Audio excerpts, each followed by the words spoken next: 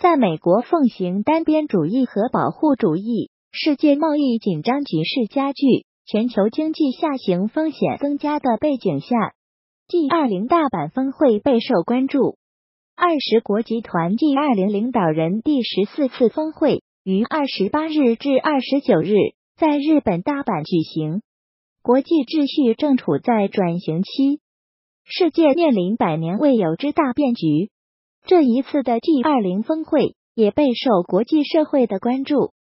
就在全世界的目光都聚集在日本之时，日本却突发了海上事故。据环球时报27日报道称，日本当地时间27日凌晨0点左右，在广岛县尾道市高根岛东北方向约 1.5 公里处，海上自卫队的扫雷艇能登岛号在广岛县尾道市海域与一艘货船相撞。报道指出，双方都没有人员受伤，也并没有发现船体漏油。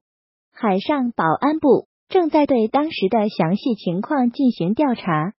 有讯息指出，为了避开对磁性有反应的水雷，能登岛号的船体为木质，在这次撞击中船受到了严重损坏，已经无法自主航行。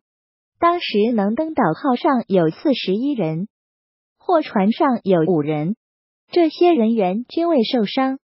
27日早上，日本海上自卫队海上幕僚长山村浩为上述事故对日本民众造成不安致歉，并表示将成立事故调查委员会调查原因，采取措施避免再次发生此类事件。值得注意的是，意外并不仅仅只有这一起，日本的邻居韩国国内也爆发了件反美的大事。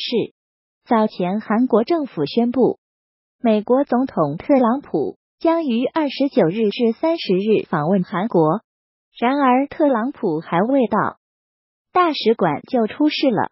据媒体25日报道称，韩国一名40岁男子驾车冲撞了位于首尔的美国驻韩国大使馆，造成使馆大门损坏。